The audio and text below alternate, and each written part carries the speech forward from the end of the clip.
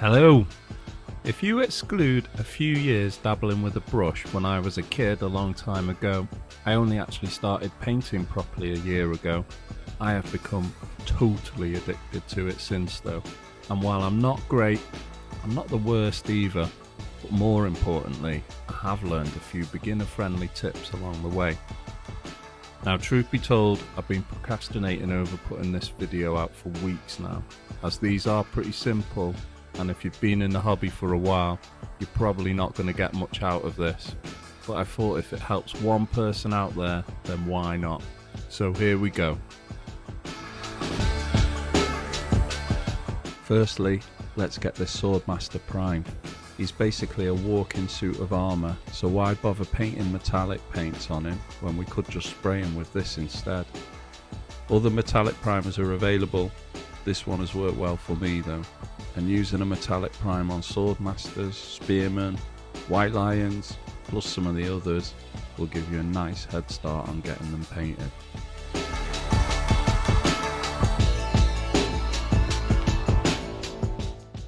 Right.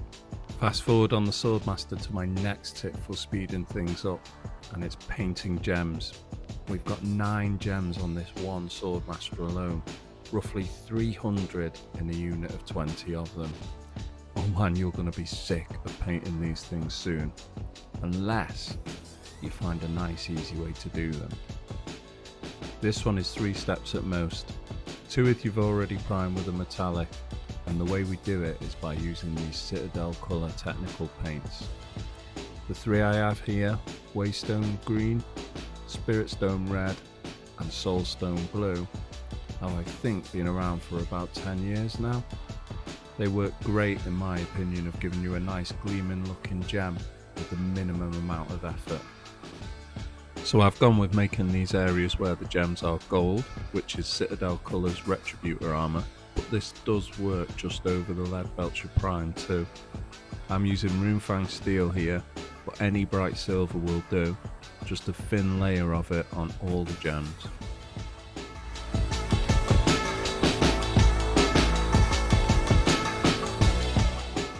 Once that's done, it's simply a layer of technical paint. I've got Waystone Green here, no need to water it down, just a small amount, getting it under control on the brush and paint it on. You might want a couple of coats, it depends on which paint you choose, but often a single coat is fine. It's a fraction of the time required to do them the traditional way, but they still glow your models up when people are seeing them from across the table. If you wanted, there's nothing stopping you from playing with the base coats under the technical paint to add more depth, or putting a little white dot on the top if you like. I don't bother though, they look good as they are to me.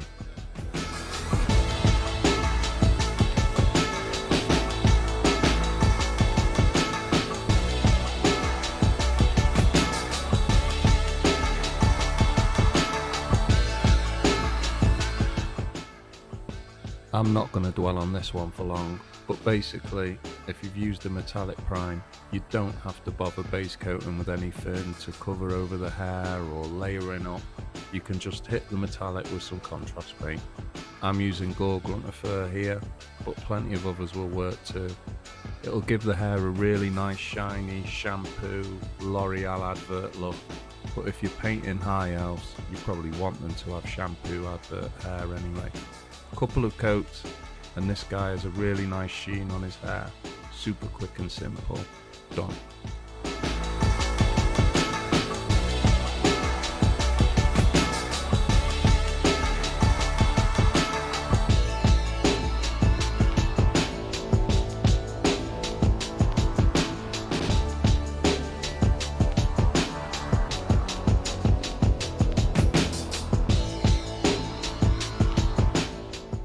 Okay, so I'm afraid I've not found an easy answer for this one. Painting white is painstaking and takes ages to get even moderate results. It's just so many coats. We start with a base of Celestial Grey, then we do a 50-50 mix of Drakenhof Nightshade, which is quite a dark blue shade, and this Vallejo paint medium. We put that into the recesses of the robes. Then we go with Ulthuan Grey on all the raised areas, and finally an edge highlight of white scar. I'm told there are better white paints out there than these. I must try them at some point. If you've got a nice easy way to do it, then let me know in the comments. But for now, I get results I'm relatively happy with using this method and a lot of patience. It just takes a lot of time, so I guess my tip here is if you want your army done fast, maybe choose a different colour than white.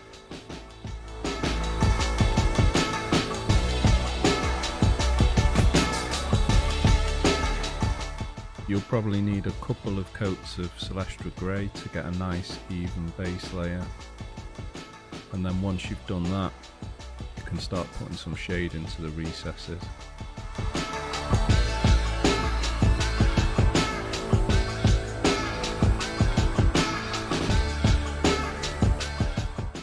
It's roughly 50-50, maybe a little more shade to the medium. You just want to mix it until you get this nice light bluey grey colour that I'm getting here.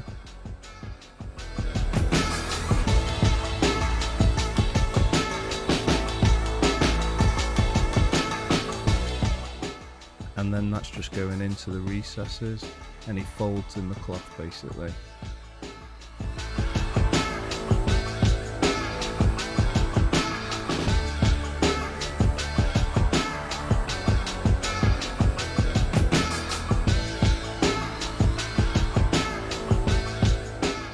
And then it's time for some Wolf One Grey.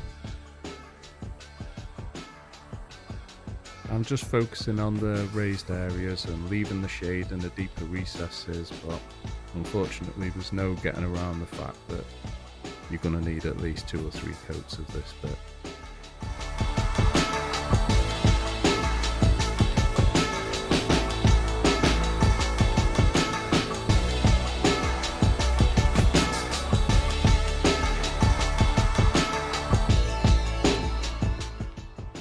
And last but not least, white scar.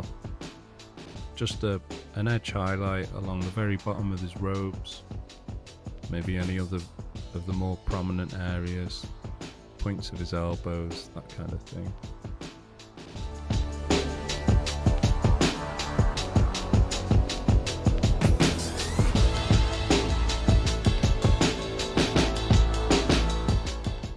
After all of that, you'll have what I hope is a passable white.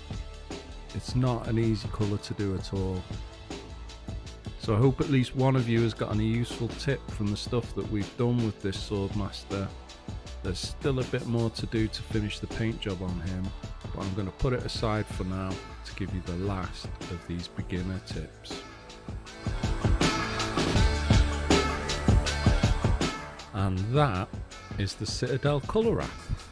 You can download and use this for free. I found it so useful when I was just starting out, and I still use it a lot now when I'm looking for some inspiration. It gives you recipes for hundreds of different colours. Here's the white I've just been using. It gives you the base, shade and layer paints. However, there are contrast versions for a lot of them too. Each of the main colours has a huge amount of different variants. Look at all these reds you can choose from. But it doesn't end there. You can also paint by model. In here, let's select Warhammer the Old World, as if you'd be clicking on anything else. Then we'll scroll down through all these models. Let's have a look at the new Empire Battle Wizard.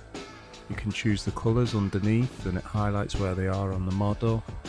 Then scrolling down, it gives you all the different paints which went into it. It gives you a list for getting to battle ready standard, and then all the extras you need to do to get to parade ready. It's a great app for when you're starting out, or if you're looking to introduce some new colours to your models. And that brings me to the end of the video. Thanks so much for watching. I hope there was something of interest in there for you. Let me know if you've got any tips for painting elves, or any other army for that matter. Let me know if you've got a different white recipe I can try. In the meantime, I'll say goodbye for now.